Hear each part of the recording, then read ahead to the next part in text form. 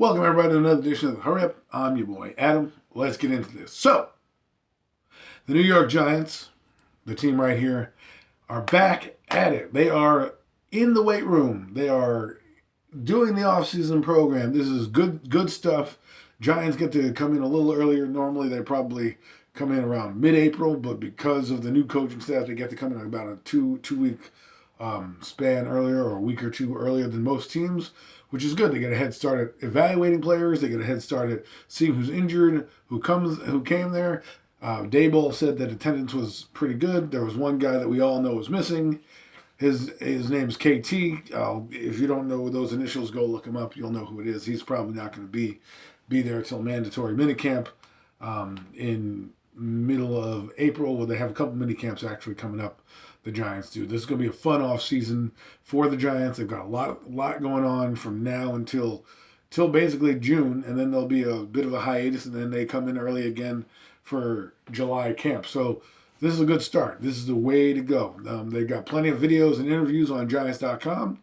You can go see who was there. A couple guys spoke. Martinez, Jones, and McKinney. Let's start with McKinney first. I think this guy is ready to make that next jump into stardom. Last year, his first year, he was good. He had a foot injury, which really kind of hindered him, which kind of stunk because you're like, man, this guy's going to be big time. But of course, he had a foot injury. Came on strong at the end of the year in 2020, and then 2021 basically took off right where he left. He kind of had to get a little bit adjusted again, but he took off and basically was the star of that defense. You didn't see too many big plays over the top. I think he's a good free safety. I think that's where he needs to be, roaming the middle of the field. He can come up and lay the lumber, but he said he's going to be that he was a born leader, and I like that. He's an Alabama kid. He's got a little swag to him, so I like that. Just think about him with a guy back there like Sauce Gardner. I mean, my God, right? You would have your DBs for a long time, but we'll get into that in a few seconds. But the other guy that spoke was Blake Martinez. Interesting to see him. It looked like he lost a little weight, might be slimming down a little bit, get a little faster. That's what happens when you get injured. Sometimes you don't work on every part of your body. You focus mostly on the rehab. So we'll see what happens with him. I'm looking forward to seeing his season and how he's doing certain things going forward. I know Sterling Shepard spoke, but I didn't get a chance to see his video. But I would like to see how Shepard comes back healthy. And of course, the quarterback spoke. Nothing really there. Ho-hum, he's ready to go. Oh, joy. Let's see. I mean, the thing that worries me about Daniel Jones this season is that last season he was able to get away and work at Duke with his coach. Now, I know it's early on in April, but the training staff is here and its OTAs are here, and I don't think he's going to do as much of getting away from the facility as much as possible, especially if Tyrod Taylor's there. He's going to be looking over his shoulder a little bit. I mean, I know people don't want to talk about Tyrod Taylor being that guy. I know medias are trying to spin it, and the Giants trying to spin it as a backup quarterback. There's plenty of bums they could have brought in here to be backup quarterbacks. They specifically brought him in because he fit a certain system, and they gave him a certain amount of money. So, I'm hoping that Daniel Jones can show us something. I don't know if that ship has sailed. But we'll find out this season, And then Brian Daboll spoke to the media, which was pretty good. It was great to see that they got the guys in the building. They're in the building. They're in the building. No more virtual meetings. This is great. This is stuff. This is the good stuff, because this is the stuff I think is going to help the team going forward. Being in there, being interactive. Yes, they were in the building, so to speak, last year, but they weren't in the building. That was only during the regular season. During the offseason, they weren't in the building.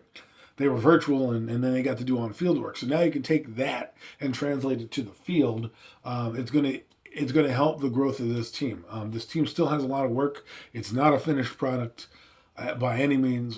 Let's see what Daboll does. I like where the GM's headed.